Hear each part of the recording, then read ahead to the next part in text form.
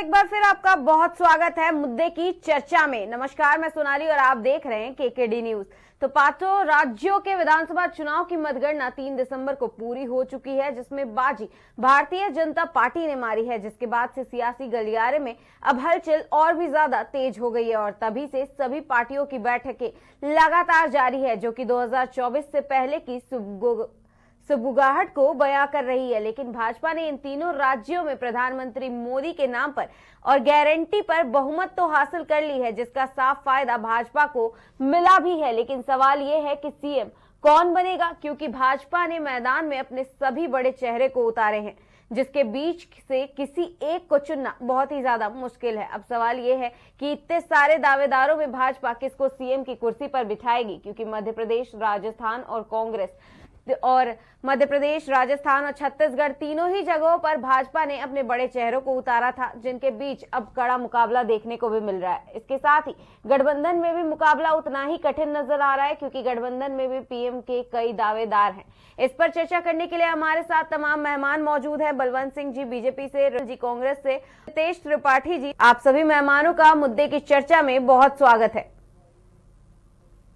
बलवंत जी, हमारा पहला सवाल आपसे है, भाजपा ने पीएम मोदी के नाम पर इतनी बहुमत तो हासिल कर ली है, लेकिन राजस्थान में इतने सारे दावेदार हैं और राजस्थान में वसुंधरा राजे जी हैं, अगर बात कर ले योगी बालकनाथ की तो वो भी खड़े हैं सामने, और दिया कुमारी भी है। सभी ने अपने अपने चेहरे पर, अपने अपने दम पर वोट तो हासिल की है, लेकिन एक जो बात की जा रही है वो पीएम मोदी की लोकप्रियता की और उनके बहुमत पर ये जो वोट हासिल की गई है, उनके नाम पर ये वोट हासिल की गई है।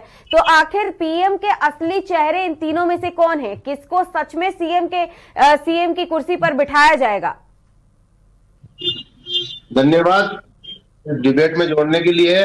जी, देश के पांचों राज्यों में भारतीय जनता पार्टी के राष्ट्रीय अध्यक्ष जेपी नड्डा जी और विश्व के सर्वाधिक लोकप्रिय नेता और देश के यशस्वी प्रधानमंत्री नरेंद्र मोदी जी के नेतृत्व में उनकी जन कल्याणकारी योजनाओं की गारंटियों के नाम पर देश के पांचों राज्यों में भारतीय जनता पार्टी के एक कार्यकर्ता ने विधानसभा स्तर से जाकर बूथ स्तर पर चुनाव लड़ा और मध्य प्रदेश सहित तीनों राज्यों में, मध्य प्रदेश, छत्तीसगढ़ और राजस्थान में जिस प्रकार भारतीय जनता पार्टी की और मोदी जी की गारंटियों को स्वीकृतता मिलकर जिस प्रकार स्पष्ट बहुमत के साथ, जिस प्रकार मध्य प्रदेश में हम 2/3 बहुमत से, छत्तीसगढ़ और राजस्थान में भी भारतीय जनता पार्टी की सरकार बनाने जा रहे हैं।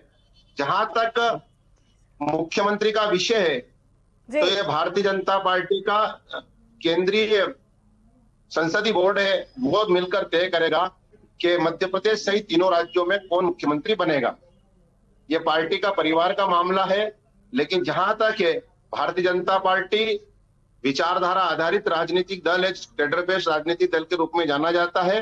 भारतीय जनता पार्टी में जिसको भी मुख्यमंत्री के नाम पर तय किया जाएगा, सारे नेता उस नाम पर सहमत होंगे। ये विषय पार्टी का अपना है, संसदीय बोर्ड का मामला है। इसलिए प्रत्येक कार्यकर्ता, जो भी भारतीय जनता पार्टी का शीर्ष नेतृत्व जिसको भी तय करेगा, उसके साथ पार्टी का प्रत्येक कार्यकर्ता, प्रत्येक विधायक और प्रत्येक नेता खड़ा है।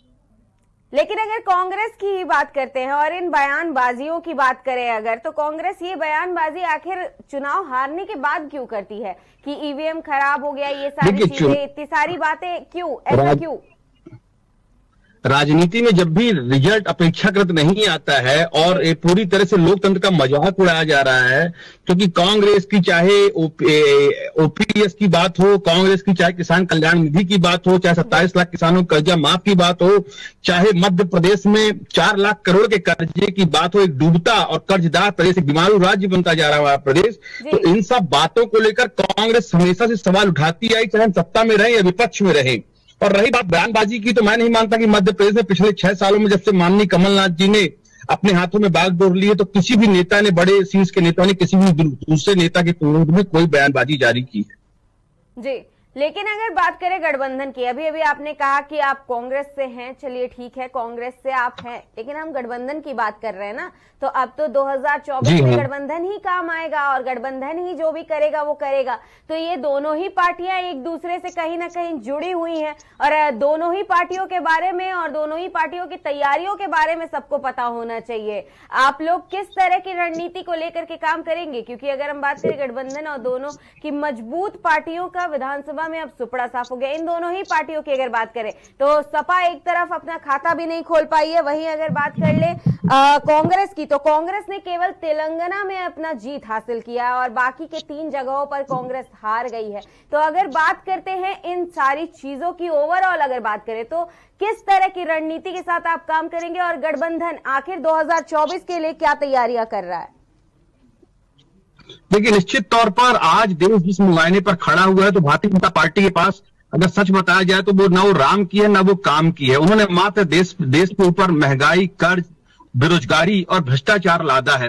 मैं आपके के माध्यम से भारतीय जनता पार्टी के प्रवक्ता से पूछना चाहता हूं, और क्या अब मोदी जी में हिम्मत है कि 2024 में वो 2 करोड़ रोजगार की बात कर सके? क्या मोदी जी में हिम्मत है कि देश बहुत हुई महंगाई की मार, बहुत हुई पेट्रोल की मार, बहुत हुई डीजल की मार, बहुत हुई किसानों पर मार, तो ये सारी बातें क्या उठा सकते हैं मोदी जी? आज किसान रो रहा है, युवा बेरोजगारी के लिए रो रहा है, आम आदमी पेट्रोल से रो रहा है, खाने का तेल 50 से बढ़कर 200 पहुंच चुका।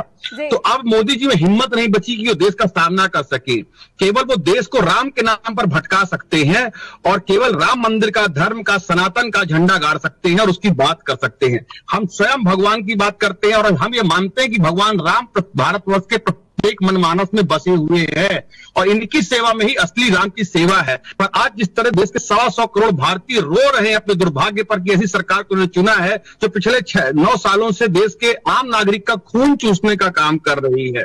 पहली बात का तो जवाब ये रहा। और दूसरी बात, आने वाले समय में लोकसभा चुनाव में तो निश्चित तौर से पूरा गठबंधन साथ में आकर जड़ेगा और गठबंधन के सारे दल जो भाजपा की जन विरोधी नीतियां हैं इनके बारे में जनता तक लेके जाएंगे और हम फिर सरकार बनाएंगे, इस बात का हमें पूरा विश्वास है। रितेश जी, आप वही बात कर रहे हैं, उसी सरकार की भी शायद बात कर रहे हैं और उसी पार्टी की भी बात कर रहे हैं जो शायद भगवान राम के अस्तित्व को मानना ही नहीं जानती थी और भगवान के अस्तित्व को ही नहीं मानती थी। वो अब भगवान को भी मान रही है और ये सारी चीजें भी मान रही है केवल राजनीति के लिए। बलवंत जी, जवाब दीजिएगा, आपने सारी बातें सुनी है, रितेश जी के सारे आरोप भी सुने हैं। समाजवादी पार्टी के मेरे दोस्त को बताना चाहता हूं जी कि वही कांग्रेस है जो सुप्रीम कोर्ट में राम को काल्पनिक बताकर 22 वकीलों के साथ में इस देश में राम का जन्म नहीं हुआ, ऐसी बात कहने वाली कांग्रेस आज धर्म की बात कर रही है, राजनीति की बात कर रही है और धर्म का पाखंड का चोला ओढ़कर वोट के नाम पर राजनीति कर रहे हैं। किस हद से सनातन धर्म की और राम की बात करना चाहते हैं? भारतीय जनता पार्टी तो पहले दिन से अपने मैनिफेस्टो में कि राम मंदिर, राम का जन्म अयोध्या में हुआ था और भगवान श्री राम का मंदिर भारतीय जनता पार्टी की सरकार बनाई थी। हमने जब 2 सदस्यों के साथ भारतीय जनता पार्टी के सांसद हुआ करते थे, उस दिन से हमारा मैनिफेस्टो में था कि राम मंदिर हम बनाएंगे, धारा 370-35A को जम्मू कश्मीर से हटाएंगे, एक ध्वज, एक प्रधान, एक निशान को लेकर हम चले, ट्रिपल तलाक हटाने की बात हमने करी। ये सब वो गारंटियां है जो भारतीय जनता पार्टी पहले दिन से, जनसंघ हो, जनसंघ से जनता पार्टी और जनता पार्टी से भारतीय जनता पार्टी के इस सफर में लगातार जिन विचार की बात हम करते आ रहे हैं वो सब पालन हम जब सत्ता में, केंद्र में बहुमत के साथ में आए तो हमने हमारी सारे वचनों को पूरा किया और भारतीय जनता पार्टी भी अब आज उन विचारों के साथ काम कर रही है। जहां तक 2024 का सवाल है तो मैं बता देना चाहता हूं कि ऐतिहासिक बहुमत के साथ जिस प्रकार 2014 में नरेंद्र मोदी जी के नेतृत्व में हम केंद्र में भारतीय जनता पार्टी की सरकार बनी, 2019 में बनी और 2024 में भी स्पष्ट बहुमत के साथ 400 के आंकड़ों के साथ इस देश का एक एक जनमानस, देश के सर्वप्रिय लोकप्रिय नेता और देश के यशस्वी प्रधानमंत्री सम्मानित नरेंद्र मोदी जी के नेतृत्व में भारतीय जनता पार्टी 400 सीटों के साथ बहुमत के साथ पुनः केंद्र में सरकार बनेगी। आज वही देश के बड़े लीडर माननीय नरेंद्र मोदी जी के नेतृत्व में, जहां तक की बात है मैं बता देना चाहता हूं कि आज भारत पूरे विश्व की 5वीं अर्थव्यवस्था बन गया है। ये मेरे दोस्त कह रहे थे अगर ऐसी परिस्थितियां होती तो अभी अपन ने मध्य प्रदेश, राजस्थान और छत्तीसगढ़ का चुनाव देखा। तीनों राज्यों में जिस प्रकार स्पष्ट बहुमत मोदी जी के नाम से मिला, उससे ये स्पष्ट हो जाता है कि देश की जनता पुनः नरेंद्र मोदी जी के नेतृत्व में 2024 में पुनः सरकार बनाएगी। ऐसा तो आप कह रहे हैं ना कि मतलब मोदी जी के गारंटी पे। बलवंत जी, आपने कहा कि भारतीय जनता पार्टी ने मोदी जी के गारंटी पे और उनके नाम पर बहुमत को हासिल किया, फिर सरकार बनाया। लेकिन अगर बात कर ले कांग्रेस की या विपक्ष की, तो कई ऐसे नेता हैं जो आप लोगों पर आरोप लगा रहे हैं और इसकी समीक्षा कराने की बात कर रहे हैं। अगर बात कर ले दिग्विजय सिंह की और अगर बात कर ले अशोक गहलोत की, तो उन्होंने भी अपने बड़े बड़े बयान दिए और उन्होंने कहा है कि इसकी समीक्षा कराई जानी चाहिए, क्योंकि भारतीय जनता पार्टी ने वोटों में कुछ ना कुछ झोल तो किया है। ये तो पहले दिन से कहते आ रहे हैं। दिग्विजय सिंह जी क्या कहते हैं उनको पता नहीं होता। अशोक गहलोत जी राजस्थान के जादूगर के नाम से विश्वविख्यात है। जब हार गए तो कुछ भी कह दे, उसमें क्या रखा। ये दिग्विजय सिंह जी 17 तारीख की डिबेट में और लगातार न्यूज चैनलों पर बोलते आए हैं कि कांग्रेस स्पष्ट बहुमत के साथ सरकार बनाएगी और 140 का आंकड़ा करेगी, कमलनाथ जी के नेतृत्व में सरकार बनेगी। करप्शननाथ जी ने अधिकारी कर्मचारियों की सूची मंगवा ली थी। अरे भैया, जनता इनके हाथ से निकल चुकी है। पिछले 5वां चुनाव भारतीय जनता पार्टी के कुशल नेतृत्व में मध्य प्रदेश में 5वीं बार भारतीय जनता पार्टी ने सरकार बनाई है। आप खुद विचार कीजिए कि जिनके नेताओं के बयान एक दूसरे से नहीं मिले, पहले घर में तो सलाह करके बयानबाजी करें। देश की जनता कांग्रेस को नकार चुके हैं। जो देश के राष्ट्रपिता हुआ करते महात्मा गांधी जी का सपना था देश की आजादी के बाद में कि अब कांग्रेस को खत्म कर देना चाहिए। और मैं पूर्ण विश्वास के साथ कह सकता हूं कि राहुल गांधी जी कांग्रेस के एक अंतरिम अध्यक्ष रहे जो इस देश से पूरा तरह कांग्रेस को खत्म कर देंगे। और जहां तक दिग्विजय सिंह जी, अशोक गहलोत और कमलनाथ जी की बात है, तो जनता उनको नकार चुकी। कमलनाथ जी, दिग्विजय सिंह जी क्या कहते हैं स्वयं को भी पता नहीं रहता। और देश की जनमानस ने जिस प्रकार का स्पष्ट बहुमत तीनों राज्यों में भारतीय जनता पार्टी पे विश्वास व्यक्त किया, गरीब जन कल्याण पर विश्वास किया, चाहे नरेंद्र मोदी जी का 85 करोड़ जनता को अनाज बांटने का काम हो, चाहे देश की गरीब बहनों को उज्ज्वला गैस योजना के नाम से धुआं मुक्त करने का काम हो, चाहे आयुष्मान कार्ड के माध्यम से देश की 50 करोड़ जनता को 5 लाख रुपए का अस्पताल में आयुष्मान कार्ड योजना के माध्यम से 5 लाख रुपए का क्रेडिट कार्ड जो मुफ्त में इलाज देने की योजना हो, और चाहे मध्य प्रदेश में लाडली बहना योजना हो, लाडली लक्ष्मी योजना हो, संबल योजना हो, ये सब वो योजना है जो गरीब जन कल्याण योजनाओं के माध्यम से भारतीय जनता पार्टी के शीर्ष नेतृत्व नरेंद्र मोदी जी के नेतृत्व में चलाई गई योजना। उन योजनाओं के माध्यम से गरीब कल्याण का आज जो स्तर बढ़ा है, पिछले देश में 13 करोड़ बीपीएल राशन कार्ड काटे गए हैं। ऐसी परिस्थिति में आप सोचो कि गरीबी रेखा के नीचे 13 करोड़ जनता ऊपर उठ गई। इस प्रकार देश की जनता पुनः भारतीय जनता पार्टी के शीर्ष नेतृत्व पे, पुनः भारतीय जनता पार्टी की विचारधारा पर, नरेंद्र मोदी जी के नेतृत्व पर भरोसा करके पुनः पूरे देश में 2024 में स्पष्ट बहुमत के साथ में 2/3 आंकड़ों के साथ में 400 सीटों के साथ भारतीय जनता पार्टी पुनः तीसरी बार केंद्र में नरेंद्र मोदी जी के नेतृत्व पर सरकार बनाने जा रही है कि लोकसभा में 400 सीटों के साथ भारतीय जनता पार्टी पुनः से सरकार बनाने जा रही है, दावा किया जा रहा है भारतीय जनता पार्टी के प्रवक्ता जी द्वारा। देखिए, मैं तो ये कहूंगा कि हेलो जी बताइए। एक हमने छोटे में कहावत सुनी थी, थोथा चना बादे घना। जी, ये वही सरकार है जो कभी 5 ट्रिलियन इकोनॉमी की बात करती थी। ये वही सरकार है जो कहती थी कि हम पेट्रोल और डीजल की मार को हटा देंगे। पर वास्तविकता में अगर भारतीय जनता पार्टी की बात की जाए, अभी भी मेरे साथी ने बताया भारतीय जनता पार्टी की तरफ से कि महात्मा गांधी ने कहा था कि कांग्रेस को देश की आजादी के बाद खत्म कर देना चाहिए। इस बात का लेकिन कोई प्रमाण कि देशवासी के पास नहीं है। कोई किताब हो उसका रेफरेंस दे सकते हैं, कोई आर्टिकल है उसका रेफरेंस दे, मेरे को दिखाएं जरा।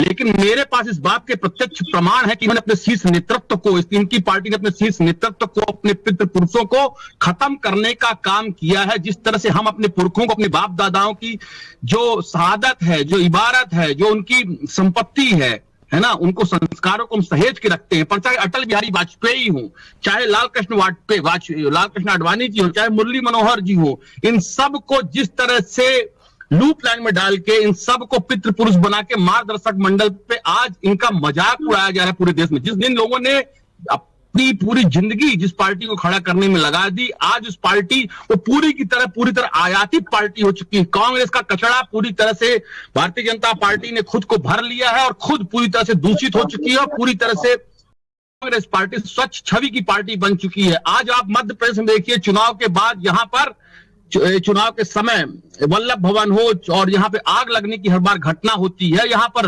हर दिन लगभग 30 से 40 किसान आत्महत्या करते हैं। मध्य प्रदेश में पैदा होने वाले प्रत्येक बच्चे के ऊपर 52,000 रुपए का कर्ज है। मध्य प्रदेश में हर 7वां आदमी या कैंसर का पेशेंट है। मध्य प्रदेश में गरीबी का दर लगातार बढ़ती जा रही है। मध्य प्रदेश में जो प्रति एकड़ हेक्टेयर वो होना चाहिए ग्रोथ किसानी में, वो नहीं हो पा रही है और इसके बावजूद भी मुख्यमंत्री बहुत ही बेशर्मी के साथ कष्टीकर्मण अवार्ड लाते हैं। मध्य प्रदेश में अभी आपने देखा कि महाकाल के लोक में किस तरह से बच्ची के साथ दुष्कर्म की घटना हुई और अपराधी खुलेआम घूम रहे हैं। मध्य प्रदेश में अपराधों का ग्राफ लगातार बढ़ता जा रहा है और भारत विश्व सम्मेलन के सामने नतमस्तक सर झुकाने के लिए मजबूर है। इसके बावजूद भी पूरा देश मोदी के मन की बात सुनने को मजबूर है। मोदी जी किसी की बात सुनने को तैयार नहीं है। देश का ग्रोथ कहां हो, आप मुझे बताइए, क्या ये देश में अगर अडानी और अंबानी को छोड़ दिया जाए तो क्या किसान की इनकम बढ़ी? कि वही सरकार जो 9 साल पहले सत्ता में आई थी, उन्होंने कहा था हम देश में 2 करोड़ रोजगार देंगे। ये वही सरकार जिन्होंने कहा था कि हम किसान की प्रति एकड़ में आमदनी बढ़ा देंगे। ये वही सरकार जिन्होंने कहा था गेहूं और धान का समर्थन मूल्य बढ़ा देंगे। ये वही सरकार जिन्होंने कहा था महिलाओं को हम पर्याप्त सुरक्षा देंगे। ये वही सरकार जिन्होंने कहा था कि हम चीन और पाकिस्तान को उसकी औकात दिखा देंगे। आज पाकिस्तान में बिरयानी और आम खाकर आने वाले प्रधानमंत्री जी किस बात पर देश को आगे ले जाने की बात करते हैं? आज विदेश नीति के नाम पर हमारे संबंध किससे अच्छे हुए, आप हमें बताइए। आज चाइना भारत के छाती पर घुसकर हमें आग दिखाता है। उसने करीबन हमारी 10,000 हेक्टेयर एकड़ से जमीन ज्यादा कब्जा कर लिया। इसका कोई जवाबदेह है? संसद में एक के बाद झूठे गवाह, झूठे स्टेटमेंट जारी किए जाते हैं। संसद में आवाज उठाने वालों का माइक बंद कर दिया जाता है, जेल भेज दिया जाता है, चाहे राघव चड्ढा हो, चाहे संजय सिंह हो। एक पूरी की पूरी पार्टी को, आम आदमी पार्टी की आवाज को बंद करने के लिए पूरे के पूरे एक फर्जी घोटाले में, काल्पनिक घोटाले में उनको जेल में डाल दिया गया है। पार्टी के अंदर का, खुद भारतीय जनता पार्टी के अंदर का लोकतंत्र खत्म हो चुका है। आप मुझे बताइए, संसद में कितने सदस्यों ने सवाल पूछे? यदि मोदी और शाह की अनुमति है तभी वो सवाल पूछ सकते हैं। पार्टी के अंदर का लोकतंत्र पूरी तरह से चरमरा गया है, खत्म हो चुका है और अच्छे से अच्छा मुख्यमंत्री हो या मंत्री हो, सबके सब गुलामों की तरह सर झुकाए हुए खड़े रहते हैं। ऐसी पार्टी जो खुद के लोकतंत्र को मार चुकी हो, देश के लोकतंत्र को कैसे जीवंत कर सकती है? अब आते हैं भगवान राम की बात पे, तो इनके पास भगवान राम के नाम का झुनझुना बजाने के अलावा कुछ नहीं। और मैं आपको इस बात की भी याद दिलाना चाहूंगा कि 1984 में पहली बार जब सदन के पटल पर कांग्रेस पार्टी ने राम मंदिर का प्रस्ताव रखा था तो कोई दूसरी नहीं बल्कि यही भारतीय जनता पार्टी जब उस समय सदन में 2 सीटों के साथ आई थी, इसने राम मंदिर का विरोध किया था। और मैं पूछना चाहता हूं भारतीय जनता पार्टी के साथी से कि जिनके पास कोई भी ऐसा प्रमाण है जिसमें उन्होंने राम मंदिर का कांग्रेस के विरोध किया है तो मुझे दिखाएं सर आपके माध्यम से। आपको रोकना चाहूंगी, आपने जिस राम के साथ झुनझुना बजाने की बात कही है ना, भारतीय जनता पार्टी को या फिर प्रवक्ता को बात कर ले या नेताओं की बात कर ले, आपने जिस राम के साथ झुनझुना बजाने की बात कही ना, उसी राम के साथ आपके जो अध्यक्ष जी हैं राहुल गांधी की अगर बात कर ले तो वो झुनझुना बजाते हुए नजर आ रहे थे पोस्टर में। रिजल्ट के दिन ही उन्होंने सबसे पहले पोस्टर लगवाया था। सबसे पहले उन्होंने पोस्टर लगवाया था। अगर आप शब्दों का इस्तेमाल कर रहे हैं तो उन शब्दों को सही से इस्तेमाल करिए। मूल तत्व है राम के आधार पर भारत का प्रत्येक जनमानस खड़ा है। राम किसी की संपत्ति नहीं है, राम किसी की गिरवी नहीं है। हम राम को समर्पित भाव से मानते हैं, राम हमारे आराध्य है। हमें किसी की पर्सनल संपत्ति नहीं बनने देंगे। इस बात को मैं आपको समझ रखना चाहता हूँ। बलवान जी जवाब दीजिएगा। एक तरफ राहुल गांधी जी खुद ही पोस्टर लगवा देते हैं, श्री राम के शरण में चले जाते हैं और उनके बाद उसमें लिखा भी होता है कि श्री राम हमारा साथ जरूर देंगे और भगवान हमें जरूर जीत दिलाएंगे। वहीं दूसरी तरफ जो है कांग्रेस के प्रवक्ता कह रहे हैं कि वो झुनझुना बजाते हैं, भारतीय जनता पार्टी के लोग राम के साथ झुनझुना बजाते हैं और राम के नाम पर जीत हासिल करना चाहते हैं। राम के नाम पर उन्होंने पहले भी यही सब किया हुआ था। मैं एक बात बहुत स्पष्ट तरीके से मेरे साथी को कह सकता हूं कि जो राम का नहीं वो किसी काम का नहीं। ये देश कभी भी इस प्रकार के पाखंडी लोगों को स्वीकार नहीं करेगा। मैं फिर कह रहा हूं, जिस सनातन धर्म की बात जो करेगा वही देश पर राज करेगा। जो राम का नहीं वो किसी काम का नहीं। भगवान राम अपने सबके राम है, अपने अपने राम है, वो हम सबके आराध्य है। जो कांग्रेस और समाजवादी पार्टी या अन्य राजनीतिक दल है उन्होंने राम के अस्तित्व को नकारा है, इसलिए देश की जनता उनको पूर्णतः नकार चुकी है। मैं पुनः आपको बता देना चाहता हूं कि 2024 के चुनाव में भारतीय जनता पार्टी 400 सीटों के साथ पुनः नरेंद्र मोदी जी के नेतृत्व में कांग्रेस में पूरे देश में पुनः भारतीय जनता पार्टी की सरकार बनाने जा रही है। जहां तक इस देश की बात है, मैं आपको बता देना चाहता हूं, चाहे देश का युवा हो, किसानों की एमएसपी के माध्यम से हमने उनको आमदनी बढ़ाने का काम किया है, चाहे पूरे आमदनी बढ़ाई किसानों की। आपने क्या स्वामीनाथन रिपोर्ट को लागू किया? आपने क्या किया? आपने रासायनिक खाद की प्रयोगता में कुछ कमी लाई? आपने क्या ऐसा किया? आपने कौन सा ऐसा वैज्ञानिक विधि का प्रयोग किया कि किसानों की क्या उर्वरक की कीमतें कम हुई, डीजल कीमतें कम हुई? आपने क्या किसानों को बिजली देना प्रारंभ किया? आपने ऐसा एक काम कौन सा काम किया? झूठ बोलने के अलावा आपने दूसरा कौन सा काम किया है जिसमें इस बात को मारा जा सके? यही वो भारतीय जनता पार्टी के नेतृत्व में नरेंद्र मोदी जी का नेतृत्व है कि पाकिस्तान में घुसकर, पाकिस्तान में हिंदुस्तान की सेना घुसकर पाकिस्तानियों को मार के आती है। यही भारतीय जनता पार्टी के नरेंद्र मोदी जी के नेतृत्व वाली सरकार है कि जब यहाँ के एक राजदूत को बंदी बना दिया जाता है तो ससम्मान उसको लौटाया जाता है। यह वही भारतीय जनता पार्टी की सरकार है, ये कांग्रेस की सरकार नहीं है कि यूपीओ में वही भारतीय जनता पार्टी की सरकार है। आप सुनिए, आप इस बात, ये वही भारतीय जनता पार्टी की सरकार है जिसका प्रधानमंत्री पाकिस्तान में घुसकर पाकिस्तान की जो प्रधानमंत्री की मां को पैर छू के लाता है। ये वही भारतीय जनता पार्टी है जहां का प्रधानमंत्री पाकिस्तान में जाकर आम खाकर आता है। ये वही भारतीय जनता पार्टी है जिस देश का प्रधानमंत्री पाकिस्तान में जाकर वहां के प्रधानमंत्री को साल देकर आता है। और ये वही भारतीय जनता पार्टी है जिसकी राज में चाइना हमारे देश की छाती तक में घुसाता है और सदन पटल पर गलत जवाब प्रस्तुत किए जाते हैं। ये वही भारतीय जनता पार्टी है जो पुलवामा में हमारे सैकड़ों जवानों को शहादत कर देती है और हमारे प्रधानमंत्री फोटोग्राफी सेशन में बिजी रहते हैं। ये वही भारतीय जनता पार्टी है। अरे गरीब कल्याण की बात करते हो, पूरे देश को डुबो को रखा दिया। शर्म आना चाहिए आपको, चुनाव में उतरकर इस प्रकार की झूठी बातें करते हो। आज देश के ऊपर 80 लाख करोड़ का कर्जा आपकी सरकार ने लाद दिया। आपके हाथों में बेशर्मी की ऐसी चादर ओढ़ ली है कि गरीब किसान से, जवान से और महिला और किसान से आपका कोई संपर्क नहीं रह गया। आप मात्र देश के सामने झूठ बोलते हैं, थोथा चना बाजे घना, और देश के को आगे ले जाने से, देश के हितग्राहियों को बढ़ाने से, देश के सम्मान से आपका दूर दूर तक कोई लेना देना नहीं है। आपका खेल केवल राजनीति की संतुष्टि है और राजनीति की पराकाष्ठा देश ज्यादा दिन मंजूर नहीं करेगा। देश की जनता आपको नकार चुकी है, आपके हाथों में जनता नहीं रहे, जनमानस का आप विश्वास खो चुके हैं। पाखंड की लोकतंत्र में जीत और हार, लोकतंत्र में जीत और हार सिक्के के दो, लोकतंत्र में जीत और हार सिक्के के दो पहलू हैं। इस बात को मैं मानता हूं, इस बात का आपको भी सम्मान करना चाहिए। नरेंद्र मोदी, फिर कह रहा हूं, आपके आसपास भी रहने वालों से पूछ लेना कि 85 करोड़ लोगों को अन्न देने का काम किसी ने किया तो नरेंद्र मोदी जी की सरकार ने किया। 5 लाख, क्योंकि आप देश के लोगों को, सुनिए, आपकी सरकार में, आप अगर सुनना चाहते हैं, अगर आप सुनना चाहते हैं अपनी बात रखूं, आपकी सरकार में,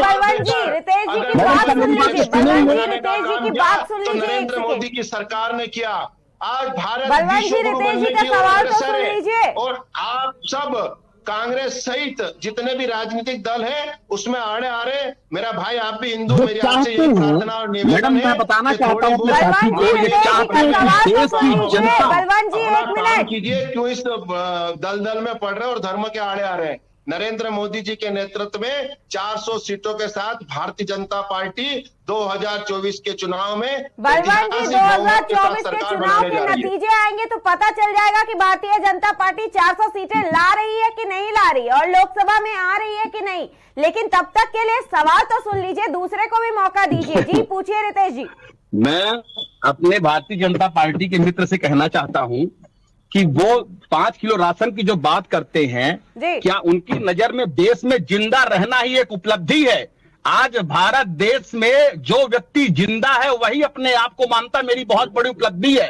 देश में इतना अधिक शोषण हो रहा है और ये भगवान राम की बात करते हैं। मैं आपको बताना चाहता हूं, चाहे मां नर्मदा की गोद हो, चाहे मां सोन की नोद हो, चाहे चमक हो, प्रदेश से निकलने वाली एक एक नदी को छेदा जा रहा है और भारतीय जनता पार्टी के नेता राम का गुनगुना बजाकर नदियों का उत्खनन कर रहे हैं, जमीनों की बंदरबाट कर रहे हैं, देश के गरीब किसानों की जमीनों को कौड़ियों के भाव लेकर बेचा जा रहा है, प्रदेश में व्यापम का घोटाला हो रहा है, पटवारी भर्ती परीक्षा में घोटाला हो रहा है, मध्य प्रदेश में 100 से अधिक लोगों ने व्यापक घोटाले को छुपाते छुपाते अपनी जान दे दी। प्रदेश में प्रतिदिन 13 युवा बेरोजगारी की मार झेलते हुए आत्महत्या करता है। ये सब राम भक्त हैं, ये सब राम के अनुयायी हैं और इनकी सेवा, इनका सम्मान ही असली राम का सम्मान है। राम के नाम की घंटी बजाने से कभी कोई देश आगे नहीं जाता है। अब जवाब दीजिएगा बलवंत जी, अब जवाब दीजिए। ये जो आरोप लगाए जा रहे हैं इतने ज्यादा, इतनी सारी बातें कही जा रही हैं। प्रदेश की 8 करोड़ जनता ने अभी 3 दिसंबर को परसों जवाब दिया मेरे मित्र कि मध्य प्रदेश की जनता, मध्य प्रदेश का युवा, मध्य प्रदेश का नौजवान, मध्य प्रदेश का किसान, मध्य प्रदेश की महिलाएं, मध्य प्रदेश की लाडली बहना अगर किसी राज्य में सुरक्षा महसूस करती है तो मध्य प्रदेश के यशस्वी मुख्यमंत्री शिवराज सिंह चौहान जी के नेतृत्व वाली सरकार में और भारतीय जनता पार्टी के कमल के फूल की सरकार में अपने आप को सुरक्षित महसूस करती है। इस प्रदेश को बंजारा प्रदेश के नाम से जाना जाता था। क्या ये व्यापम घोटाले को नकार सकते हैं? क्या मेरे साथी व्यापम घोटाले को नकार सकते हैं? और 15 माह की कमल सरकार में मां नर्मदा के उत्खनन को नकार सकते हैं? क्या आप मां नर्मदा में हो रहे उत्खनन को नकार सकते हैं? क्या व्यापम के घोटाले को, पटवारी परीक्षा घोटाले को, किसान भर्ती पटवारी भर्ती घोटाले को नकार सकते हैं? क्या आप उज्जैन में हुई बच्ची के साथ दुष्कर्म की घटना को नकार सकते हैं? क्या आप मध्य प्रदेश में 1 लाख से अधिक जो बहनें गुम है इस बात को नकार सकते हैं? क्या आप महाकाल लोक में हुए घोटाले को नकार सकते हैं? भारतीय जनता पार्टी में आए, उनके नेतृत्व में, उनके सहयोग से भारतीय जनता देखिए, पार्टी इनके पास किसी भी बात का कोई जवाब नहीं है। इनकी सारी सुइयां भगवान राम पर आके अटक जाती है और इनकी जो सनातन की गाड़ी है वो रास्ता भटक जाती है। इसलिए मैं यही कहना चाहता हूँ ये सरकार पकौड़े तलवाने का काम करवा सकती है और मोदी जी के नाम पर अपनी सीटें गिना सकती है। इनके पास बाकी कोई भी उपलब्धि नहीं है। पिछले 9 साल से देश को बेवकूफ बनाने का काम ये सरकार कर रही है और देश की 140 करोड़ जनता अपने आप को ठगा महसूस कर रही है। अरे नरेंद्र मोदी जी हमारे नेता हैं, विश्व के सर्वाधिक लोग पिछले 9 सालों से और देश को आने वाले समय में अगले 100 सालों तक इस 9 साल की कीमत चुकानी पड़ेगी।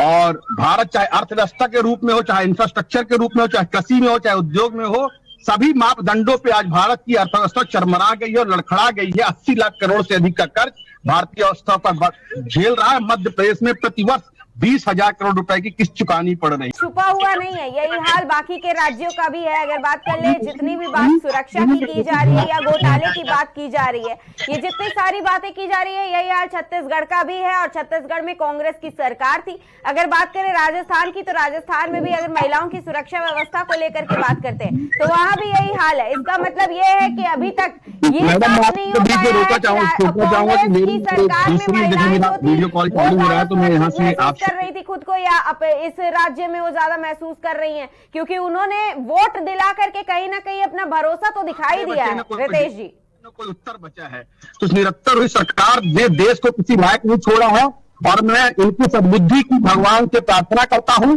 और उम्मीद करता हूं कि आज तक सिर्फ गोबर के नाम पर सरकार चलाने वाले लोग अब कहीं न कहीं देश के नाम पर आएंगे और वास्तविकता में देश के जनमानस के लिए कोई न कोई ऐसी योजना लाएंगे जिससे देश का कल्याण हो। बहुत बहुत धन्यवाद। बहुत बहुत धन्यवाद आप दोनों ही मेहमानों का। लेकिन ये चर्चा जो थी यहीं पे समाप्त नहीं होती है क्योंकि 5 राज्यों में चल रहे विधानसभा चुनाव का विजयी शंखनाद तो बज गया था, जिसमें भाजपा ने तीनों राज्यों को जीत का एक तरफा डंका भी बजा दिया था और विपक्ष को 2024 के फाइनल मैच के लिए ललकार भी दिया है। अब देखना यही है कि ये जो भारतीय जनता पार्टी के नेता हैं या फिर प्रवक्ता हैं या कांग्रेस के नेताओं की बात कर ले तो ये जो दावा किया जा रहा है कि 400 सीटें लाएंगे और उसके बाद लोक लोकसभा में सरकार बनाएंगे, तो वाकई में लोकसभा में कौन सरकार बनाता है और उसके बाद अपनी जितने भी घोषणाएं हैं वो उनके जरिए कितना जनता को लुभा पाता है, क्योंकि इस बार आंकड़ा बड़ा है, पूरे देश का सवाल है और एक पीएम के चेहरे का भी सवाल है। तो ये पीएम का दावेदार आखिर कौन होगा? लेकिन सवाल ये है कि इन तीनों राज्यों में भाजपा किसको सीएम की कुर्सी पर बिठाएगी, क्योंकि भाजपा ने प्रधानमंत्री मोदी के लोकप्रियता के नाम पर बहुमत तो हासिल कर ली, पर सीएम के इतने सारे चेहरों में से किसको चुनेगी ये देखना अभी बाकी है। इसके साथ ही अगर गठबंधन और पीएम के चेहरे की बात करें तो गठबंधन में भी मुकाबला कठिन है, क्योंकि यहां भी सीएम के कई चेहरे मौजूद हैं। वहीं अगर समाजवादी पार्टी के परफॉर्मेंस की बात करते हैं तो बहुजन समाज पार्टी ने अपना खाता तो खोल लिया, वहीं विधानसभा चुनाव में समाजवादी पार्टी अपना खाता भी नहीं खोल पाई है। तो 2024 का मुकाबला और भी ज्यादा कठिन होने वाला है। चुनाव के हर मुद्दे पर हमारी रहेगी खास नजर। फिलहाल के लिए नमस्कार और देखते रहिए केकेडी न्यूज।